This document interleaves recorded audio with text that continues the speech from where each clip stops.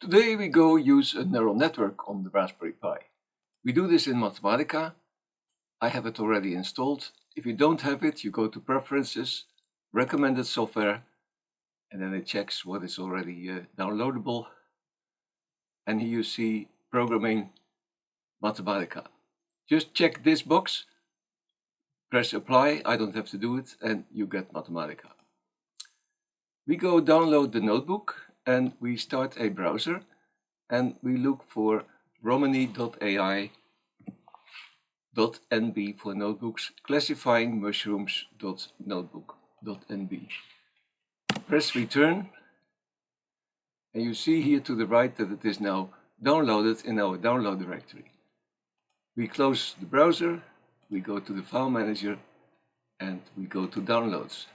And right there it is. Double click and Mathematica will start. You see we have a notebook. This is an initial screen. We can close it. Let's close the file browser and let's make this a little bit bigger. The title is Classifying Mushrooms. My name is Bart Romani. I'm an emeritus professor from Eindhoven University and I'm a long-standing user of Mathematica. And this example is based on an outstanding book on machine learning in Mathematica. It's written by Etienne Bernard and it is on this website. It is available for free. All the notebooks can be downloaded and everything is interactive. You see here, you can buy it, but download the code from the book and you have all the chapters. And all these chapters, they go about everything about paradigms in machine learning, classification, regression, clustering, dimensionality reduction. It's very interactive. And for me, it was the best book I've ever seen in learning machine learning. Okay, let's dive into the application. I make the notebook here a little bit larger. And we're going to consider 4 classes of mushrooms, mushroom images. Morel, bolete, parasol mushroom, and chanterelle. You see these are strings and they're collected with curly brackets into a list. The list is defined now. And we always start small, so let's search for some images on the web. And there's a wonderful command that's called web image search. And let's first search for some morels at the size thumbnails, 5 of them. And here we go. It's now downloading these images. It finds the URL and here we have our images. It's quite nice. And web image search is now, we need to do it in thumbnails, 50 images, but now we go do it, and this is quite real Mathematica notation. This means it's a function and this means map. Let me explain what it is. The function is defined as a slot. Let's say we have something that we square. And we use it as a function. Now it's a function. So this means square something. Square everything that I put in this slot. So if I say I do this on A, you get A square. But this function, I can also map it. So I say map this function. And map means do it for every element of. So if I have now A, B, C, I map now this function and they square one by one. So it squares A, B, C. A goes into this slot and then B goes in this slot. So everything that's before this function command is now done. But this map function can be written shorter. So if I write my function square something, so make it a square, I type this by control het and not het. And now you have, this is a function. Now I can write it shorter by saying, this is another way of writing map. So if I now do A, B, C, you get exactly the same result. So this means square something and map it on all elements of the list. And here we go. We have now the function web image search. You see, it is a function. And here's our slot. And we map this /& on our classes. So it does it 4 times. So each time one of these words in classes goes into the slot one by one. Let's actually do it. I have a semicolon at the end, so because I get 200 images, I don't want to see all of them, all the 200 of them. And now with one liner, you can download, and actually you can download whatever you like. It's downloading now the URLs, and once it has it, it go download all these images. So let's see what happens. And now you see it downloads the first 50 images.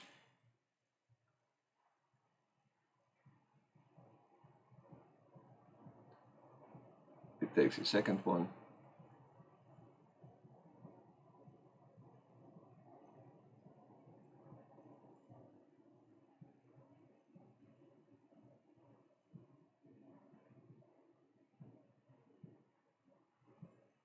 There goes the second one. And it does it for the third class and for the fourth class.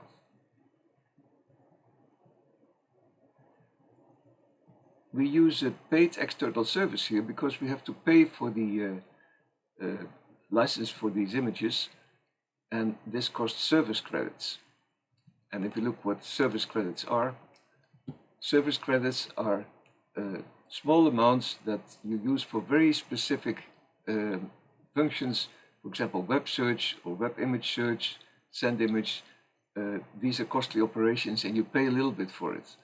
So here you see for web image search, it only costs 3 credits for 10 images, and you get thousands of credits. For 25 euros, you get 5,000. So that's actually what I did. So you need to log into your account in wolfram.com. And Wolfram has accounts just like Microsoft and Google and anybody else. And here you can buy a few credits and you can go with these powerful commands, whatever you like. I still have some credits available, well, more than 5,000. And the time that I save with this kind of service is worth the small amount of money that I pay for these services. We resize the images to the same height. So let's now see what happens. So I have now a function that says take all these images one by one and make the image size so that the width is automatic and the height is 100. And now we map that again on all these images. We shuffle them, and each time you see we have a sample. And this is an interesting function, thread. Let's have a look at what thread means. Let's get help.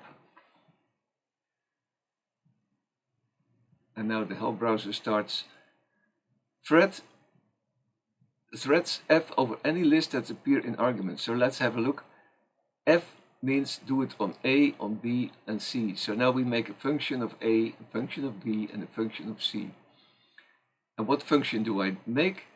Well, I make a rule, and actually I make an association. This is the key, and that's the value. So I say this image belongs to that class. And I do this now, and I sample in a random way. If you don't want to spend credits, like I did before, I downloaded and prepared these images, and you can also download data by importing this data set. It is in the Wolfram machine learning format. It's a very dense format and a wonderful format to very much compressed, and then you read the same data set. So data is now available, and now we can have a look at data in the form of a data set. And data set is a very nice command for display. And you see, this image is a parasol mushroom. This image is a morel. And the visual part, oh, here is something wrong. That's interesting. We have an error. But that's nice. You need some errors in neural networks. But you see, most of it is really nice. You even find this one. If you go to the top of this command, you also see there is a scroll bar. And now you can go through all these 200 images.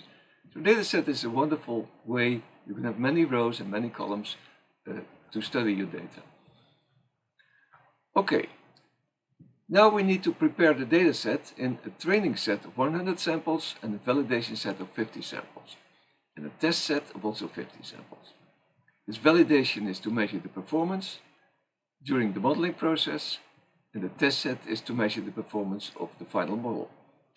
And you can do this very easily and directly by just saying this set, containing a training set, a validation set, and a test set, is take list from this large data set, 100 and put them in training, 50 put them in validation, and 50 put them in tests. So in a one-liner, you divide it into these data sets. Now we go use an existing network. Mathematica has a fantastic repository. Let's open the website resources wolframcloud.com neural net repository. And this is Wolfram's neural net repository.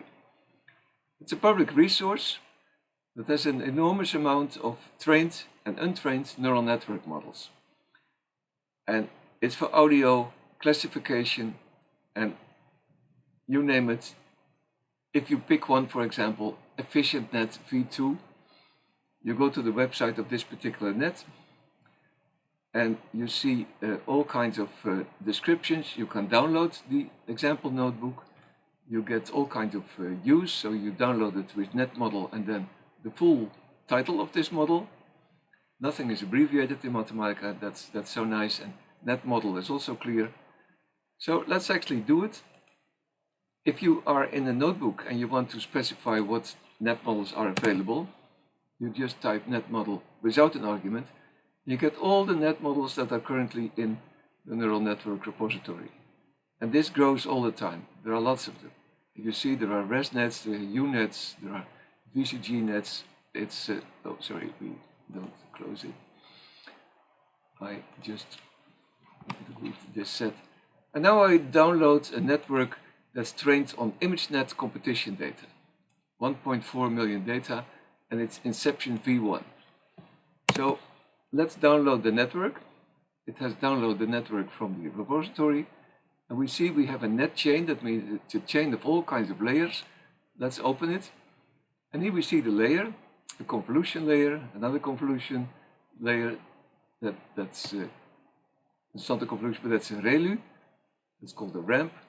We have a padding layer, a pooling layer, and lots of layers. You see it's actually quite big. Let's make it a little smaller.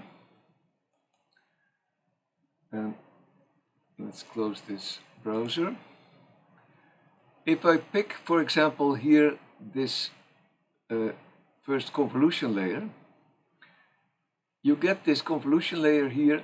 You see all the parameters from this layer. So it has 64 output channels. It has this kernel size. If you any layer that you look at, you click, you get the full layer. This linear layer has an output dimensions of 1000. It has weights, it has biases. The output is lots of bathroom tissue, tension, etc. So that it has 1000 classes at the output. So let's give it some, and this is wonderful to study this image. If you put, for example, net graph, then you get a block, and you see that's quite complicated. So there are many of these graphs, and every graph, if you put on this, you see exactly what this pooling layer is doing. The 3x3 kernel with this stride. If you look at this ramp function, where you get this function, all these functions are clickable and immediately to be inspected. And you see what goes in and what goes out.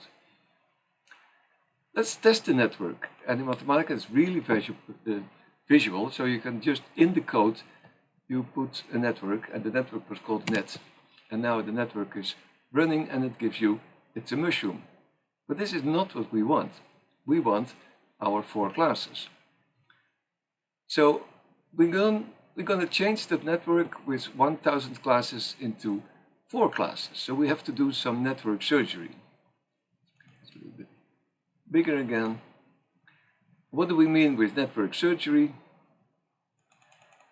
We replace the output by a decoder that generates our 4 classes. So we use the command net replace part. It speaks for itself. So we do it on net, and we give it a new output, and this output is a net decoder with the type of class, so it gives us classes. And how many classes? Well, our 4 classes. And this is with a small letter, so this means it's defined by us. And the loss3 classifier at the end, that is the linear layer just before the output. So we have here the linear layer that goes into the output. That also has to change because we go now not into 1000 classes, but we go into 4 classes. So we make a new linear layer. We don't specify what goes in and what goes out because Mathematica finds this out by itself. So now we replace this network, and this has done the surgery. Let's have a look what happens. We get the same neural network, but at the end we have a new linear layer, and this is now red because it is not trained yet. So we have to train the network again. You saw in the beginning it is uninitialized. And that's what we're exactly going to do with our 200 images. If you click on the output, we now see that it has size 4. And it has these 4 classes, Morel, Bolete, and what was this? And Chanterelle. The dimensions are 4. So now, if we train this network, we don't need to train all the layers again. So we use the command nettrain, a pretty powerful command. And what network are we going to train? NewNet. NewNet was defined right here. You see, NewNet is where we have replaced our linear layer at the end and the output layer, output decoder. So we give it the training set. We want all the outputs in terms of graphs and accuracy, etc. We give it as a validation set, the set validation. And here we're going to specify that we don't want to learn everything again. So we have rate multipliers. If the rate multiplier is 0, it means we don't train it again because we don't update this learning.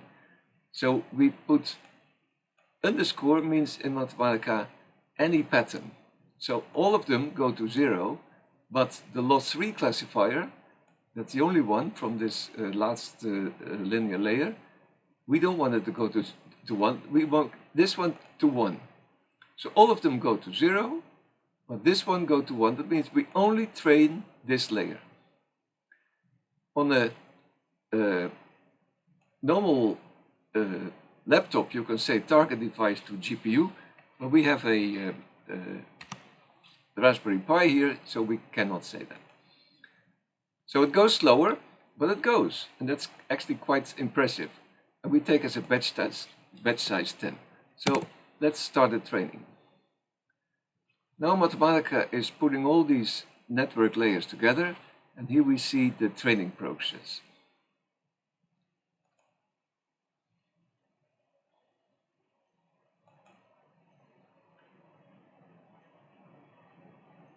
I stop it here.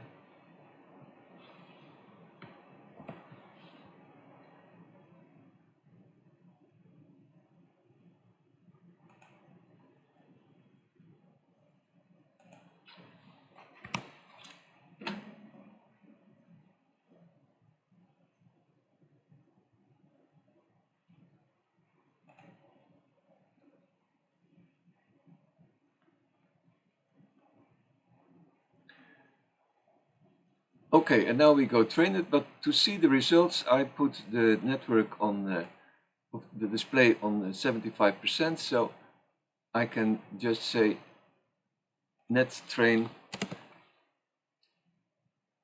because now I get a big graph, and here we see it, and we see the training progress. It has done now 2%, 4%, and here we see the loss. And here we see the error. And during the training, it gives us a nice display of what happens. We have a DAM optimizer. It gives you how many batches it has done. what is the batch size. It is done on the CPU. The learning rate is adaptive, that's what the Adam optimizer says. And you see what is the current rate of the learning rate. Sometimes you see appear that it is displaying it, it's generating the notebook, but you see that slowly. And the Raspberry Pi is of course not a really fast processor, but it's fast enough because in a few minutes we can train a neural network like this. You don't want to use this for millions of images, but the Raspberry Pi is an educational tool, and this is, in my opinion, an outstanding way to see the training process of neural networks and the one-liners that I use all the time for processing or programming the neural network to get the images, to see what happens. You see the graphs.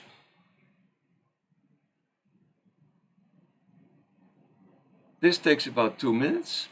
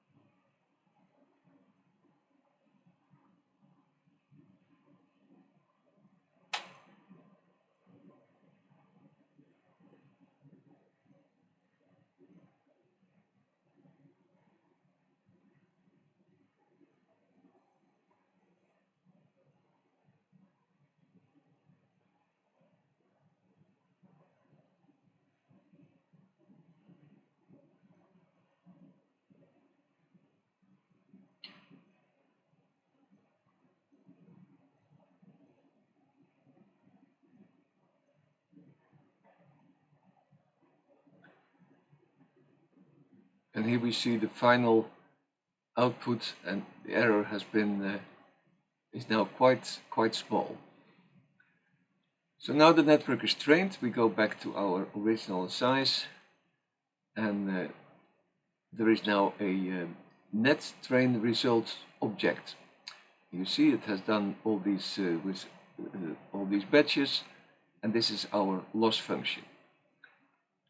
Okay, now we can ask for the trained net. So from all these results, and these results are very extensive, in the results we can ask for all kinds of things, but in this case, let's ask for the trained net.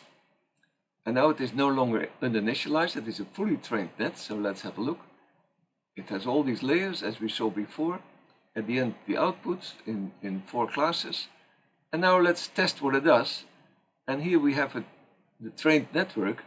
And we give it those images, and we have 4 images here. And let's see what these images now give. Okay, this is the final test. Okay, it gives me a bolete, a morel, a parasol mushroom, and a cantarelle. Very nice. All images are recognized correctly. So let's take another example. So we open a web browser, and we say we go look for a cantarelle.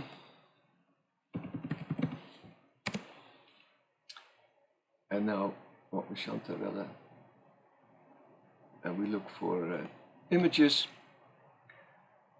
And let's take this image, for example. I just say copy the image and paste the image here. I just say paste, and now the image is in my code. And let's see what happens. It did a really nice recognition. So now you have a network that is trained for 4 types of mushrooms, and you see that it could be done in only just a few lines. Okay, and what did the network learn? So, what filters were learned? We know that if we have all these layers in the network, that the first layer learns very simple thing, like edges and lines at different orientations. Here we see that these are grouped together, so for a nose detection you need already 3 of these lines, and you get here noses and eyes, and here you get faces. So the deeper you come, the more context you get. So let's have a look at the first layer, and what we do here is we extract from the net, the first layer, and this is the first layer, that was the name. And what do we extract? We extract the weights. And then we just say display this. We have a function again that we say this is put image on every one of them, do an image adjust, that means check the contrast and brightness, and extract the weights, put them in a normal form, and then display them. And here we have them. It's actually quite nice. We could also, and you see that they nicely look like, maybe we could display them in image collage of the previous result. And now we get them as a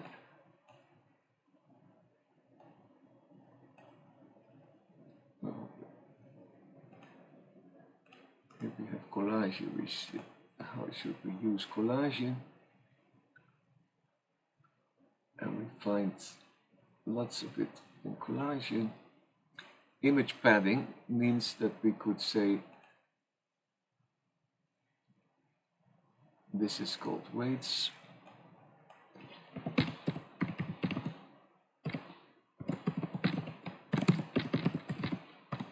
Image padding to 1, and we say that the image size goes to 300. It's called weights.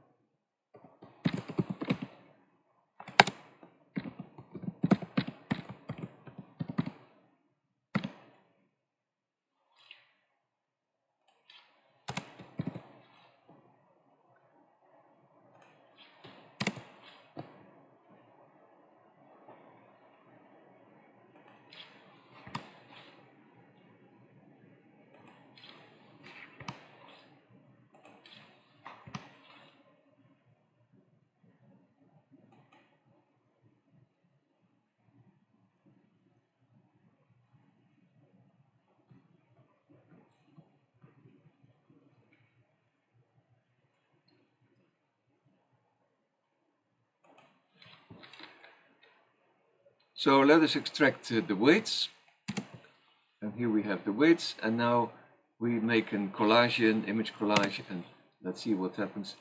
And here we see nicely all the different orientations of small lines.